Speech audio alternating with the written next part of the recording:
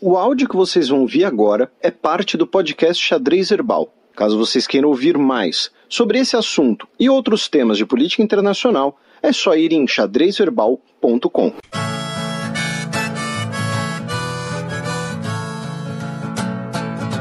Coluna aberta. York City, summer sweat, and the boys are rolling a cigarette. Bueno, e para falar dos últimos acontecimentos no norte da Síria, a gente vai estabelecer contato direto de Porto Alegre com a Florência Guarte, que é formada em Relações Internacionais, mestre em Ciência Política, engajada na causa curda desde 2014 e membro do Comitê de Solidariedade e Resistência Popular Curda na capital gaúcha. Tudo bom, Florência? Oi, gente, tudo bem? Boa tarde, bom dia, boa noite. Tudo bem? Tudo ótimo com vocês? Bem, Florência, muito obrigado por topar nosso convite. Só esclarecendo aqui para os nossos ouvintes que o nosso papo de hoje vai ser um papo mais restrito aos acontecimentos atuais. Depois a gente vai encher o saco da Florência uma outra vez para a gente ter um papo mais histórico, mais abrangente. Começando aqui o nosso papo, Florência, os nossos ouvintes, né, muitos deles já acompanham os acontecimentos na Síria, já têm uma ideia do que ocorre por lá, mas resume para a gente mais ou menos o que significa a zona autônoma, controlada pelos curdos atualmente no nordeste da Síria, né, sob o guarda-chuva das chamadas Forças Democráticas Sírias, ou SDF na sigla em inglês, na qual fazem parte, por exemplo, o YPG, que é talvez o grupo curdo hoje mais conhecido dentro da Síria. Bom, então, esse recorte, ele diz respeito basicamente a uma aliança militar, né? Então, as Forças Democráticas da Síria, né, as SDF, é uma coalizão formada por diferentes milícias e grupos armados ali da região do nordeste da Síria. Então, como tu mesmo comentaste, tem participação, né, das unidades de proteção popular, então as YPG, que são as unidades mistas, né, curdas, basicamente curdas, mas é importante também lembrar que, muito embora a gente sempre fale da região curda, de controle curdo, não há só curdos na região, então é bem importante salientar que há armênios, há siríacos, há chechenos, então há outros grupos ali que atuam, né, em parceria, né, com a população curda local também. E, além das YPG, tem as YPJ, que são as Unidades de Proteção das Mulheres. Então, há outros grupos, né, há outras formações, né, dessas milícias que foram sendo criadas, né, em diferentes tempos, né. Cabe lembrar que essa região também foi declarada autônoma em 2012, né, em junho de 2012, e desde então diferentes organizações políticas, sociais, né, e militares também foram formadas. E um elemento interessante é que esse braço armado, ele se encontra profundamente vinculado com o projeto político-social, né, que se configura nesse governo autônomo. Uma coisa que eu não quero desviar muito, né, do assunto, mas eu acho que é importante também salientar. Uma coisa que eu tenho visto bastante é uma certa insistência, né, em que essas organizações, essas milícias, esses grupos, eles lutam por uma independência, eles lutam por um Estado independente. E, na verdade, não é bem isso. Na verdade, a principal reivindicação é por autonomia. Claro, a gente pode entrar também em todo um debate que não vem ao caso aqui sobre o que é Estado, né? O que se configura Estado, mas vamos utilizar o conceito de Estado-nação clássico, assim, no sentido que a gente normalmente se refere, para destacar isso. Eles rejeitam o modelo de Estado, né? Esse governo autônomo do qual as YPJ e YPG fazem parte, rejeitam o modelo de Estado, e o que em resumo, essas populações querem é autonomia, é poder de decisão e de autodeterminação nesse território, independente do governo Assad, mas sem propor uma secessão ou um rompimento, né? Por isso que eles falam bastante na federação, em formar uma federação. E o nome é Federação Democrática do Norte da Síria, né? E, Florência, nesses aspectos que você levantou, um dos motivos que gerou maior adesão à causa curda nesse momento histórico foi justamente o protagonismo feminino na luta, né? E também essa vertente anticapitalista. Eu queria que você aprofundasse um pouco mais nesses dois temas. Isso é uma coisa que até, infelizmente, eu até reclamei um pouco no Twitter, assim, para quem, né, já me segue já deve ter visto, de que pouco se fala... Aproveita e faz o jabá da arroba. Arroba Malagine. Para quem, às vezes as pessoas me perguntam o que é Malagine. Malagine, em idioma curdo, em Kurmanji, significa a Casa das Mulheres. E é justamente uma das formas pelas quais essas mulheres se organizam e atuam na sociedade, né? Então, eu acho que não falar, né, desse projeto, dessa nova forma de organização social é perder completamente a riqueza desse processo revolucionário, né? E basicamente o que os curdos, né, em parceria com outros grupos, né, em associação com outros grupos, basicamente fizeram foi aproveitar o vácuo de poder que se deu em 2011, quando começou a guerra na Síria, né, em que começaram os levantes contra o governo de Bashar al-Assad, e eles aproveitaram uma organização que já vinha de um certo tempo, que já vem de uma tradição, né, revolucionária, inspirada também na luta do PKK, muito embora eles não sejam o famoso braço armado do PKK, que tanto falam. Decretaram essa declaração de autonomia e esse governo ele é centralizado na luta antipatriarcal, né? E aí vem também a crítica ao Estado. Eles consideram que o modelo de Estado-nação é um modelo que estruturalmente ele é viciado. Então, o capitalismo ele age através do Estado para se perpetuar. E junto com o capitalismo a gente tem o sistema patriarcal, né? A gente fala de um sistema patriarcal capitalista. Então, em face disso, a proposição é de um novo modelo de sociedade, de uma nova organização política, né? Eles não falam em governo, mas também não deixa de ser uma organização, um governo autônomo sendo implementado nessas regiões.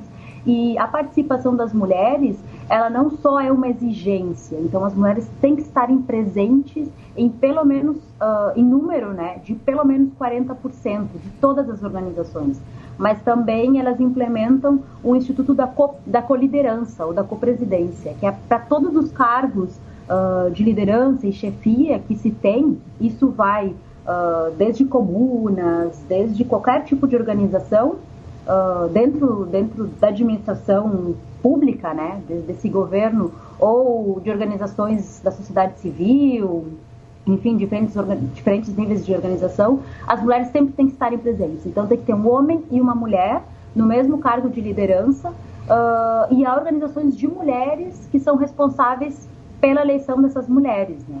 E então as mulheres participam nessas instâncias mistas, mas também participam nas instâncias exclusivas, que é um espaço realmente para poder construir o que elas chamam de genealogy, que é uma epistemologia, que é uma teoria, que é uma nova forma de ver o mundo, né, de construir a política a partir dessa luta antipatriarcal como eixo central. Então, a luta antipatriarcal, né, assim como a luta anticapitalista, elas formam a base de todo esse sistema social, político e econômico. Então, o que a gente tem é, de fato, uma sociedade centrada na mulher, né, e na luta antipatriarcal, sendo construída em meio, né, a todos os conflitos com o Estado Islâmico e agora com o governo da Síria, da Turquia, invadindo de fato a região, né? Aí, uma coisa que eu acho interessante a gente destacar, Florência, é que você falou muito das bases ideológicas dos curdos na Síria. Porém, é interessante lembrar também para o nosso ouvinte que os curdos, né, não são homogêneos, como uma população de dezenas de milhões de pessoas. E os curdos no Iraque, por sua vez, já tem uma organização bem diferente, uma organização que poderíamos dizer mais tradicional, buscando eventualmente um governo independente, um Estado do Kurdistão. Conta pra gente um pouco dessas diferenças e como é a relação entre essas duas comunidades curdas, até porque isso depois vai implicar num outro assunto, né, que a gente vai falar, que é a intervenção militar turca. Sim, isso é bem importante também, né, de trazer. Eu sempre tento trazer isso nas falas que eu faço, que é que, muito embora eu fale sobre o movimento e na hora de falar soe muito homogêneo, né, mas sempre vale lembrar de que a gente está falando de um grupo, né, de pelo menos 35 milhões de pessoas, né? Então, o povo curdo é um dos mais antigos ali da região da Mesopotâmia, então sua origem remete ao período neolítico.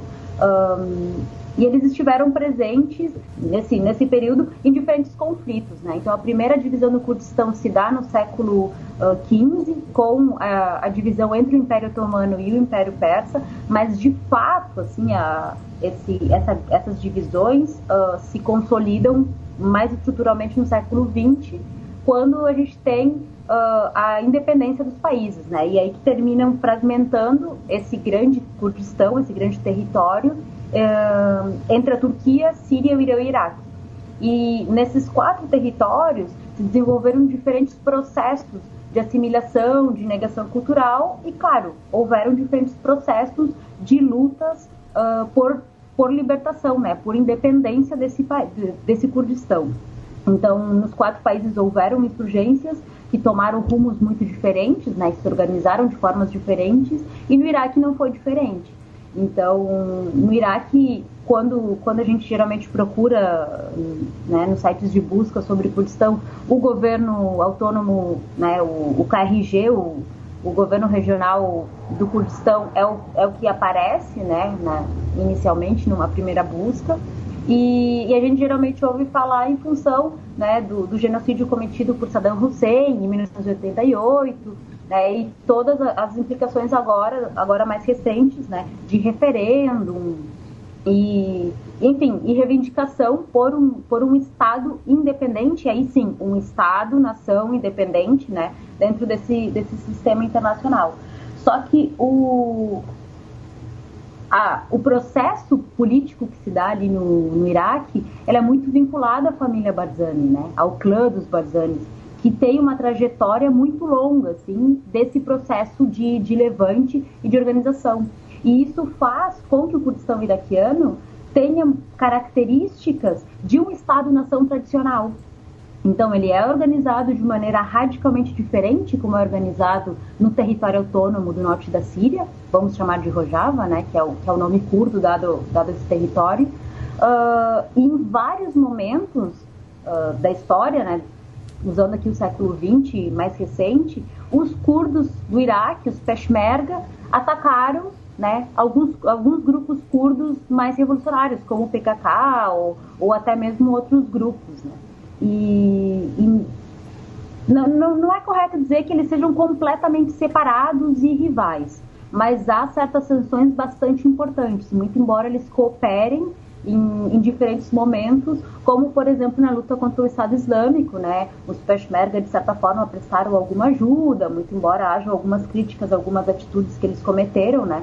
Principalmente em relação à população yazidi, no norte do Iraque, do Kurdistão iraquiano, mas isso faz com que as tensões entre esses grupos sejam importantes de serem consideradas, né? Nesse momento, por exemplo, o governo regional do Kurdistão iraquiano não condenou diretamente as invasões da Turquia em território curdo na Síria, né?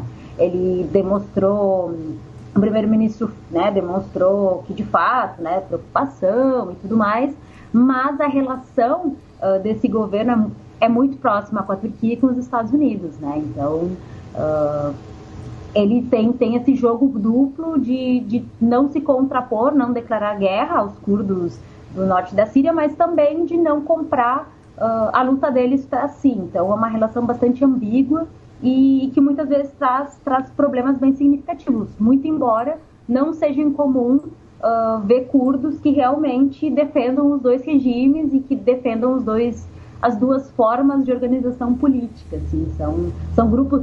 A gente está falando do Barzani, né, que é uma família muito tradicional, né, de muito prestígio, de muito poder, historicamente vem sendo construído isso. Então, para a população, assim, há um apoio bastante significativo. Até tem várias casas em que as pessoas têm uma foto do Barzani e uma foto do Abdullah Öcalan, que é o líder do PKK, juntas, né, como duas grandes lideranças do povo curdo. É bastante curioso, porque são dois projetos políticos radicalmente diferentes. Florência, falando no cenário político turco, eu queria que você apresentasse para a nossa audiência quais são as forças políticas curdas atuando, né, ao norte da fronteira com a Síria. Tá, então, a situação na Turquia ela é bem tensa, basicamente desde a fundação da República da Turquia, né? Em 1923 houve a revolução kemalista, né?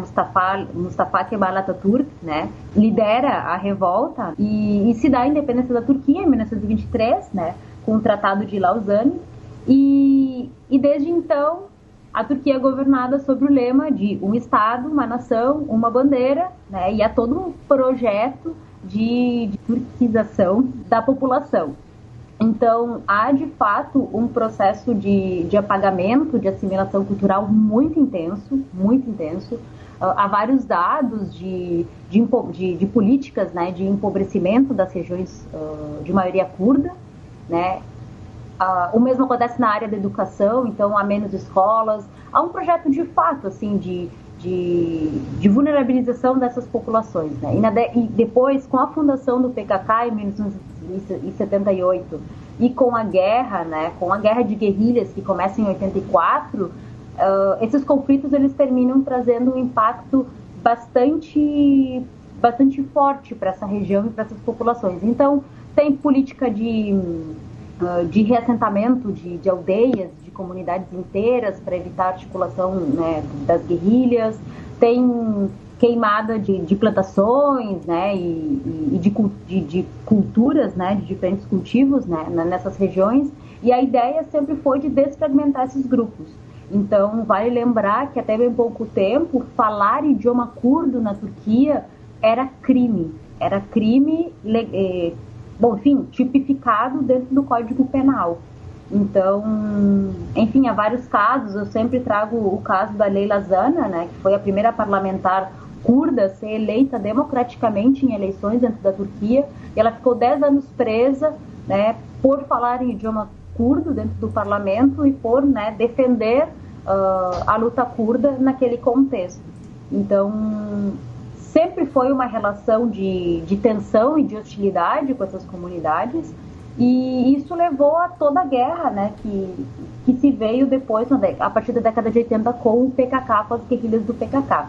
Hoje em dia, por exemplo, a gente tem o HDP, que é um partido político pró-curdo, mas não só curdo, há armênios e há outros grupos que conformam o HDP, e basicamente o Erdogan tem uma política de perseguição à oposição como um todo, né? E os curdos especialmente passam por esse processo de perseguição de maneira bastante intensa.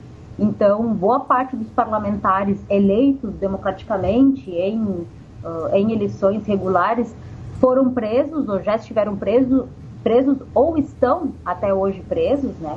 E a gente não pode esquecer que no ano passado o Selahattin Demirtas, que foi o candidato à presidência da Turquia pelo HDP, concorreu atrás das grades. Então isso não é algo que deve ser ignorado. E a relação entre os curdos, de modo geral, assim, mas, né, colocando num grande grupo, e o governo da Turquia tem se intensificado bastante, assim. Tanto é que a argumentação dos curdos, né, dos diferentes organizações e movimentos curdos, é de que basicamente os curdos não, aos olhos, né, do governo AKP, do governo Erdogan, os curdos não têm direito a existir. Então, ou eles são completamente assimilados e se adequam a essas regras de um Estado, uma nação, uma bandeira, e abdicam de sua identidade, sua cultura, seu idioma, ou então eles vão ser completamente massacrados. Assim. Essa é a retórica que a gente acha evidência se a gente se debruça para de fato estudar, né? Porque a perseguição ela é sempre em cima dessa insinuação de que qualquer manifestação de identidade curda é vinculada diretamente ao PKK. Então, qualquer organização que se levante, né, a favor dos direitos de autodeterminação do povo curdo, pronto, já é associada ao PKK, já é securitizada, já é combatida. Assim, e isso é completamente absurdo, assim, e só reforça esse caráter autoritário do Erdogan, né? Florência, antes da gente entrar na invasão militar, a gente aqui no programa, por anos, a gente critica bastante o governo do Erdogan, que a gente chama carinhosamente de Erdogolo. Porém, aqui eu vou, digamos assim, vou advogar para o diabo. Você transmite para a gente uma perspectiva curda, digamos assim, mas você, em vários momentos, citou conflitos desde a década de 1980, citou episódios violentos. O PKK, ele é classificado pelo próprio governo dos Estados Unidos, por exemplo, como um grupo terrorista. O que existe de substancial, na sua perspectiva, das críticas turcas, das acusações turcas de que o PKK é um grupo terrorista, né? O PKK é o Partido dos Trabalhadores do Kurdistão, só para os nossos ouvintes não ficarem perdidos, né? De que ele é um grupo terrorista, de que ele realiza atentados, de que ele matou turcos. O que tem de substancial nessa acusação? Então, de fato, né, não tem como negar que o PKK é um partido securitizado. Ele está desde a década de 90 na lista de organizações terroristas, né, tanto dos Estados Unidos, da OTAN como um todo, né, dos Estados Unidos, Europa, Turquia. Mas a guerra, eu acho muito curioso porque os argumentos da Turquia são sempre, porque a guerra do PKK matou 40 mil pessoas. Sim, mas 20 mil dessas pessoas que foram mortas foram soldados do PKK. Então, a guerra, ela... Como eu posso explicar sem trazer valores de justiça ou o que for? Ambos os lados perdem muito nesse conflito, né? Mas a gente precisa analisar, e aí eu não tô entrando no mérito se o PKK está certo ou errado em ter a sua insurgência, né? Muito embora, quem quiser saber a minha opinião, são outros 500. Mas o processo de apagamento, a violência estatal cometida com a população curda, ela é real, ela é uma política de Estado. Então, se a gente vai se debruçar para analisar a própria Constituição de 1923, se a gente vai sentar para ter uma análise normativa do que é esse processo de apagamento cultural, ele é real, ele existe. Pessoas são perseguidas e mortas e presas basicamente por defenderem a sua cultura, a sua origem, a sua identidade.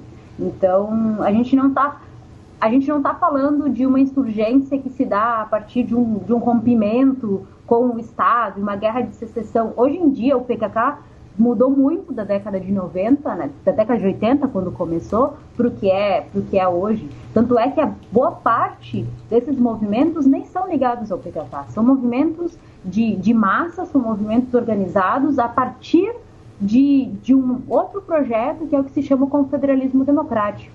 Que tudo bem, a gente pode até dizer, tem suas origens ideológicas, né, dentro do PKK, a partir do Abdullah Öcalan e tudo mais, mas é uma organização que propõe o diálogo com esses governos e a formação de uma federação que reconheça a existência dessas populações. Então, nesse sentido, o próprio HDP, por exemplo, se a gente vai olhar, as reivindicações do HDP são de reformismo de um Estado, não é nem de rompimento com esse Estado, é de poder se inserir dentro desse Estado e de dar o status de cidadania e reconhecimento para as populações curdas, né? Então, nesse sentido, assim, eu não acho que essa justificativa de dizer, o PKK é um grupo terrorista e pronto. Ok, normativamente, isso é indiscutível, está ali na lei e pronto. Mas a gente tem que considerar que é todo um processo político por trás dessa securitização que diz respeito a interesses muito bem definidos, que é o que tem agora. Se a gente vai analisar quais são os argumentos da Turquia para a instauração da zona de paz, tudo bem, não tem nada de absurdo, seria, né, um cinturão, né, de paz, entre aspas, e tudo mais, mas na prática a gente sabe que não se dá assim. Eu vou aproveitar, desculpa interromper, porque essa ia ser a minha próxima pergunta.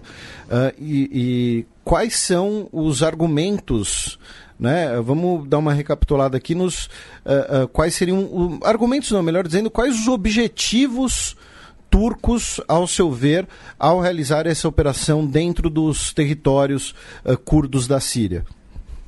Então, a Turquia, ela partilha, né, ali com a Síria mais de 900 quilômetros, acho que são 911 quilômetros de fronteira. E é muito curioso porque quando o Erdogan, e daí eu lembro bastante de vocês quando eu chamei de Erdogan, né, quando ele foi agora, poucas semanas atrás, na Assembleia Geral da ONU, e levou o mapa, a impressão que dá é que ele está realmente assim, tipo, my precious, olhando desesperado para aquele mapa para tentar avançar no seu território, né? Ele já fez isso com a Afrin no ano passado e basta ver o que virou a Afrin para a gente, né, ter um pouco de evidência empírica de qual é o futuro que se espera para Rojava, assim. Porque também a ideia de invadir a Afrin era para acabar com os terroristas e para acabar com essa articulação, né, que ameaça a segurança nacional turca e que está organizada em partidos, né, partidos e organizações políticas terroristas que são uma ameaça à segurança internacional. E a gente vai olhar a situação do que era antes daquele território do que está agora, ele virou um antro de jihadistas, de células do Estado Islâmico que foram desarticuladas e que agora voltam a se rearticular. A população, ela desesperada, tenta fugir daquele território porque basicamente virou um mini califado islâmico. Então, essa é a segurança que se propõe. E eu acho que a ideia desse corredor de paz, e até dá para deixar depois um link, né, desse projeto, do mapa desse projeto, é basicamente criar um corredor que permita o livre trânsito de grupos jihadistas de uma ponta a outra da Síria. É conectar com o Iraque, né, desse corredor que conecte com o Iraque, e a partir disso fazer todo um projeto de engenharia social, né, de engenharia étnica, de empurrar mais de 3 milhões e meio de refugiados que estão em território turco, empurrar eles para aquela região e deixar eles, a Deus dará, à mercê desses grupos que já estão atacando, porque a gente está na sexta-feira, desde terça-feira são reportados ataques de células, né, que eram do Estado Islâmico, atacando Raqqa, atacando diferentes cidades controladas pelas SDF, né, por essa coalizão de forças democráticas da Síria, e bases curdas. Então, a letra do projeto, né, digamos, o projeto em si, ele já de por si, ele é bastante questionável pela sua inaplicabilidade naquele território. Então, a gente está falando de, hoje os dados são de mais de 100 mil pessoas fugindo da região do norte da Síria, buscando refúgio em outros lugares. Então, desde que começou a guerra civil na Síria, o norte foi a região mais segura.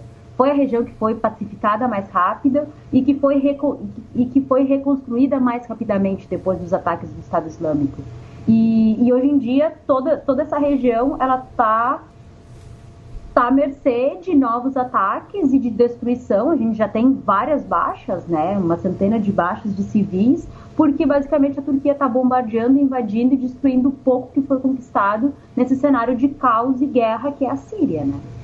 Para você, dá para falar numa ligação entre não apenas uma coincidência de objetivos, mas para você existiria uma ligação efetiva entre a Turquia e o Daesh, o auto-intitulado Estado Islâmico? Para mim, sim. Para mim, com certeza. E não só para mim, em questão de... é minha perspectiva, há vídeos. E mais do que há vídeos, é só a gente pensar que boa parte dos jihadistas que foram capturados pelas SDF e pelas forças curdas possuíam passaportes da Turquia. Então, de forma direta ou indireta, a Turquia permitia que esses grupos ultrapassassem as fronteiras. E a gente está falando também de que o norte da Síria, né, a região de Rojava, vive um embargo. essa região ela é isolada, não há livre trânsito entre as populações. Os refugiados que fugiam do sul da Síria chegavam na fronteira com a Turquia, nesses mais de 900 quilômetros de fronteira, e eram recebidos por um muro. E muitas vezes, por trás do muro, havia uma grande força militar barrando. Há documentários que mostram essas populações acampadas na fronteira, esperando qualquer brecha para poder passar e buscar refúgio na Turquia ou seguir para a Europa. E a Turquia, nesse sentido, barganhou muito, muito com a Europa.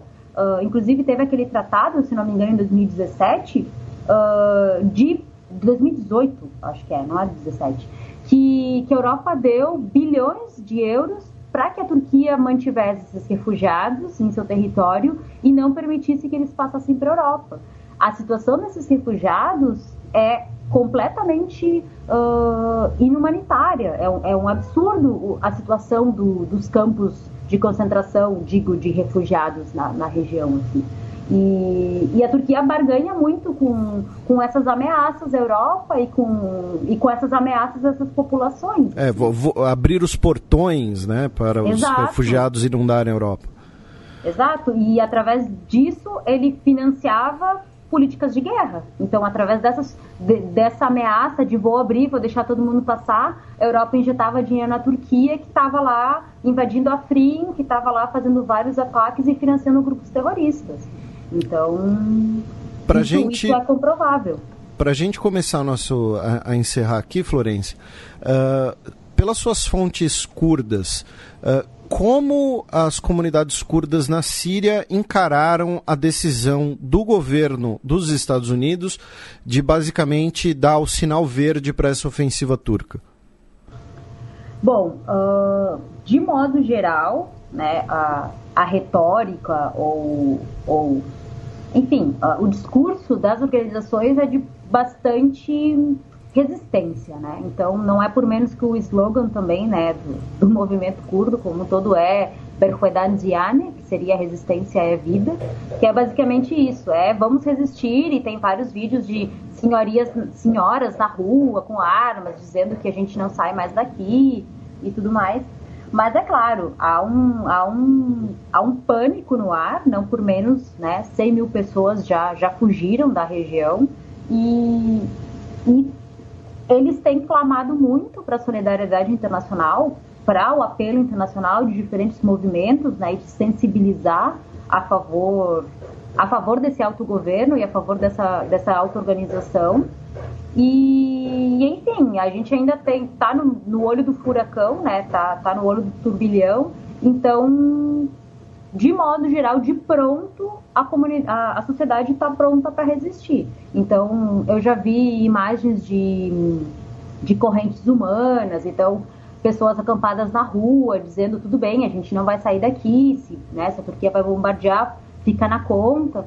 Mas não por menos, né, essa decisão do Trump também desagradou, né, tanto democratas quanto republicanos, e é uma decisão completamente infundada, até analisando sob a ótica, né, dos interesses norte-americanos. Né? E o que você acredita que vai ocorrer?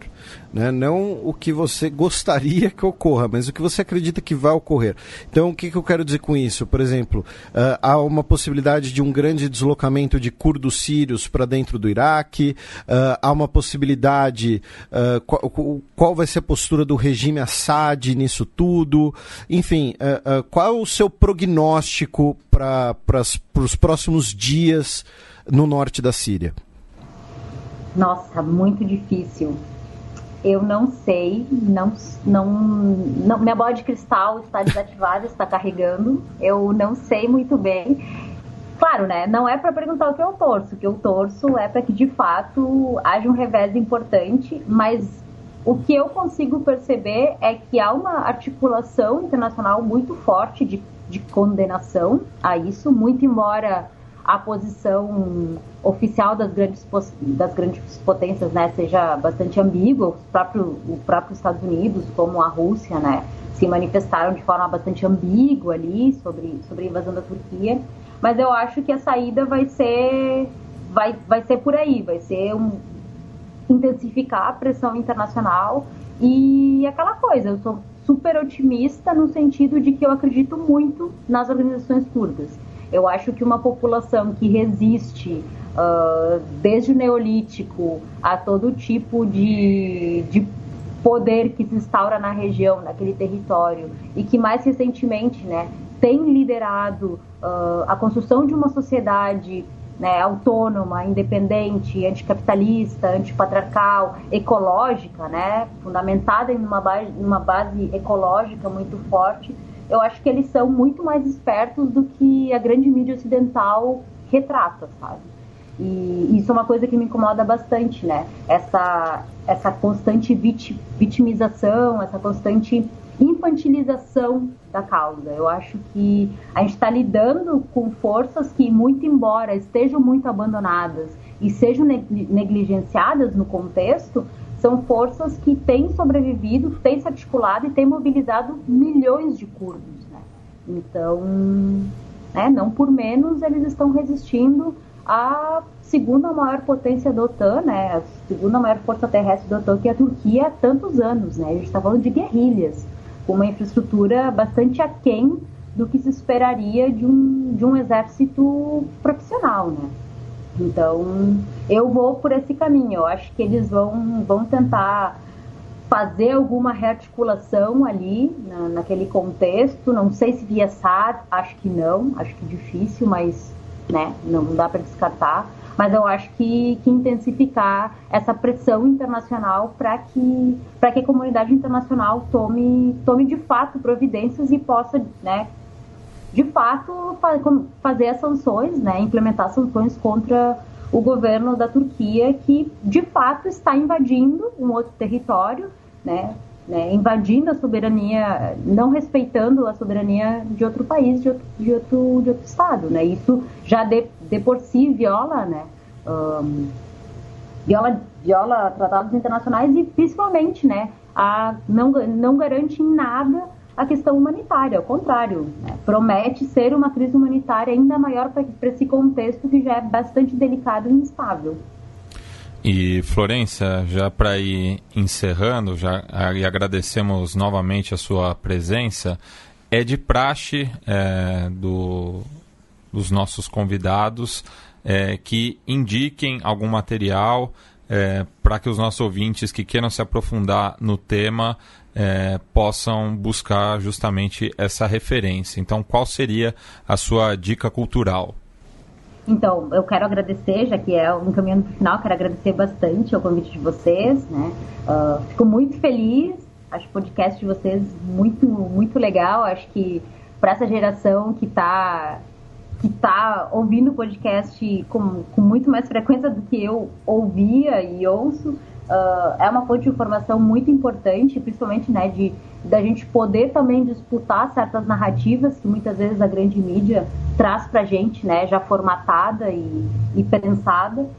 De dicas culturais, eu tenho colocado bastante coisa ali no Twitter, dá para tirar alguns links dali. Eu fiz um fio com vários podcasts nacionais e internacionais que debatem a questão. Tem também, infelizmente, a gente não tem muito acesso a livros, inclusive eu passo muita dificuldade, porque tocar uma pesquisa sem falar turco e sem acesso a material bibliográfico, né, em função da distância, é um desafio e tanto, porque infelizmente a gente não tem produção, não tem uma produção significativa aqui no Brasil, mas tem 2 livros que são altamente recomendados, que é A Revolução Ignorada, que foi editado pela Autonomia Literária, e se eu não me engano ele está disponível agora no site, ou eu acho que se acha na internet também. E tem o outro que é Shoresha Rojavaye, que é A Revolução, uma palavra feminina, que é da Biblioteca Terra Livre. Inclusive o Comitê de Solidariedade de São Paulo disponibilizou esse material em PDF, então quem quiser também dá um alô. A gente recebeu, inclusive, na época. Sim, é um super livro, assim, super livro. Eu super recomendo que o pessoal compre, né? São 2 materiais que vale a pena ter, assim, porque são de uma linguagem acessível, mas ao mesmo tempo são bastante densos, tem uma quantidade de informações bastante importante. São as 2, né, recomendações iniciais, assim, para quem não conhece e enfim, e quer conhecer um pouco o contexto. E depois tem alguns documentários que eu legendei para o português, que estão num canal no YouTube. São poucos, infelizmente, porque o YouTube vai tirando eles do ar em função de direitos autorais, mas também permite ter uma compreensão visual, né, e auditiva do que está acontecendo ali. Acho que é bacana também. Posso também recomendar depois os links. E enfim, eu acho que correr atrás, assim, tem a página Kurdistan na América Latina, que é uma página latino-americana de informações sobre o Kurdistão. Infelizmente, boa parte do material, ou 99% do material, está só em espanhol, mas também, né, nada que o Google Tradutor também não facilite para quem não entende espanhol, que é um idioma próximo, né, do português, permite a compreensão. Eles têm bastantes publicações o tempo todo, assim, atualizações, então é bem interessante, assim. Bueno, agradecemos mais uma vez a presença da Florência. Sigam ela, @malagini com J, no Twitter, né, para se manter atualizado aí. Ela que é paisana do meu pai, né, nasceu ali na macro região da fronteira da amizade, que vai de Montevidéu até Porto Alegre. E, enfim, estamos muito agradecidos dessa aula que a gente teve aí sobre a resistência curda.